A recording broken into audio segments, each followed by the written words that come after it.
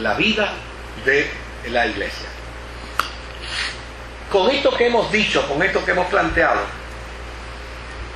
tenemos que entonces sentarnos a pensar, ¿quién escribió esta carta? Mire, una de las cosas que se ha dicho, y se ha repetido, y se ha dicho muchas veces, es que en los últimos siglos antes de Cristo y en los primeros siglos después de Cristo, tanto en los círculos filosóficos como en el mundo helenístico y grecorromano, la literatura seudónima era parte del estilo literario que se utilizaba por muchos autores, por una sencilla razón, porque no había tanto el interés de vender la imagen del autor como vender la idea del autor. Entonces, desde luego, no era lo mismo decir, escribió este libro Plutarco, Egregio, ¿verdad? No es lo mismo que decir, lo escribió Pablo, lo escribió Pedro, lo escribió Judas. ¿Qué se entendía? Se entendía que estos santos habían ascendido al cielo y desde allá, exaltados en el cielo, ellos continuaban formando la mente de la iglesia. Por lo tanto, muchos de estos escritores seudónimos lo que entendían era que ellos estaban siendo inspirados por estos santos, y por lo tanto esa inspiración de esos santos les movía a escribir y a comentar. No había interés en lo absoluto, en que el autor se llevara el mérito de su documento. Lo que se interesaba era que el mensaje llegara. Hay gente que postula que estas cartas las escribió Lucas. Hay gente que postula que estas cartas las pudo haber escrito Policarpo, que fue uno de los discípulos más cercanos de Pablo. Y hay otros que opinan que fueron otros. Ahora, como no sabemos quién a ciencia cierta la escribió, lo bueno y lo extraordinario de nuestra fe es que nosotros hemos declarado por siempre y para siempre que la Biblia tiene un solo autor, el Espíritu Santo. Los demás son los escritores. Y lo mismo puede ser Pedro, que puede ser Juancho. Y lo mismo puede ser Pablo, que puede ser fulano de tal. El individuo no es el importante. Lo importante aquí es de dónde vino la inspiración para escribir. Y muchos en el campo teológico prefieren entonces afirmar, para no caer en la contienda de quién escribió y cuál fue y quién no fue, simplemente dicen, mira, la Biblia lo que tiene es un solo autor, el Espíritu Santo, los demás no es importante. Ahora, ¿cuándo se escribió? Porque si usted nota, esto no pudo haber sido escrito en el tiempo que se escribió Mateo, Lucas y Juan. Ni tampoco pudo haber sido escrito cuando escribió Lucas el libro de los Hechos. Porque ahí no se habla de ministerios, ni se habla de evangelistas, ni se habla de apóstoles, ¿no? Esto fue escrito posteriormente. Hay dos personajes dentro de la historia de la cristiandad que en alguna medida ayudan a ubicar la fecha.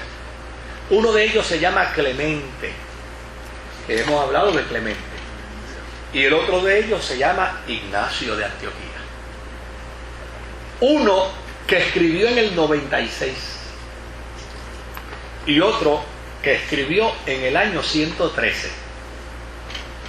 ¿Y por qué es importante Clemente e Ignacio?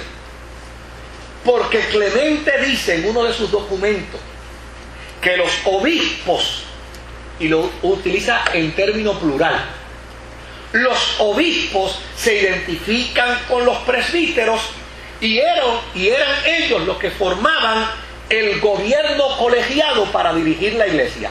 Por lo tanto, si en el año 96 Clemente está diciendo que había presbíteros y había obispos que dirigían la iglesia, quiere decir entonces que estos documentos se escribieron bien cerca de esa fecha.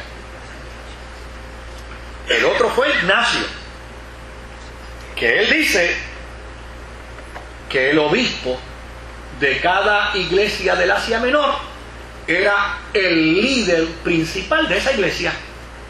Y de hecho, cuando uno lee el Apocalipsis de Juan, que fue escrito más o menos para el año 95, ¿qué dice? Escribe esta carta al ángel de la iglesia que está en Éfeso, que está en Esmirna, que está en la Odisea, etcétera, etcétera. Como quiere decir, es el líder máximo dentro de la iglesia. Como resultado de esos dos planteamientos, del de Clemente y el de Ignacio, entonces se dice que estas dos cartas pastorales, la de Timoteo y la de Tito, fue escrita más o menos para final del primer siglo o para principios del segundo siglo. Desde luego, ¿dónde se pudo haber escrito?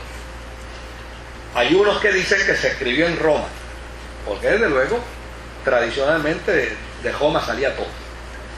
Pero la inmensa mayoría de los teólogos plantean y postulan que el escrito salió de Éfeso.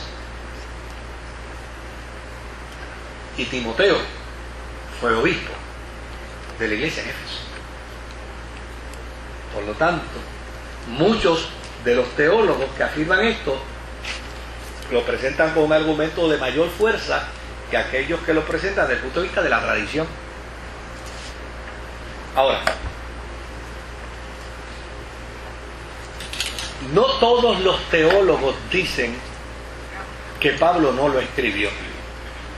Por ejemplo, Irineo, que escribió con respecto a la iglesia en el año 150, dice que Pablo las escribió. El fragmento de Muratori, que fue también escrito más o menos para el año 150, dice que Pablo las escribió. Tertuliano, ese prominente abogado, defensor de la causa de la fe, más o menos para finales del siglo III, dice que Pablo la escribió. Clemente de Alejandría no solamente dice que Pablo escribió estas dos cartas, dice que también escribió la carta a los hebreos. Por lo tanto, o sea, en términos de apreciación, hay unos que dicen que no las escribió y otros que dicen que las escribió. ¿Cuándo lo sabremos? Cuando estemos en el cielo, ¿verdad?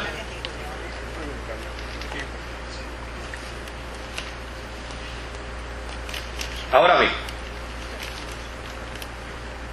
¿quiénes son los que más dicen que Pablo no la escribió?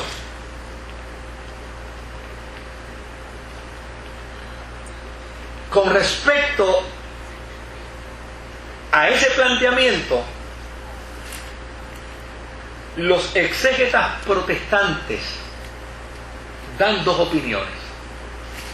Una opinión de los exégetas protestantes es que las cartas paulinas son una distorsión del verdadero pensamiento de Pablo, como por ejemplo lo que leímos en 1 Timoteo 3. Dice, no, es una distorsión, Pablo nunca habría dicho eso. Hay otros que dicen que las cartas paulinas representan, las cartas pastorales representan una de las opciones válidas que el Nuevo Testamento ofrece con respecto a la estructura de la iglesia. A nosotros no nos interesa si Pablo la escribió o no la escribió, lo que nos interesa es el valor de la carta, porque el valor de la carta es que ella nos revela cómo se fue desarrollando la iglesia en el segundo siglo. En el caso de algunos exégetas católicos, no todos, Claro.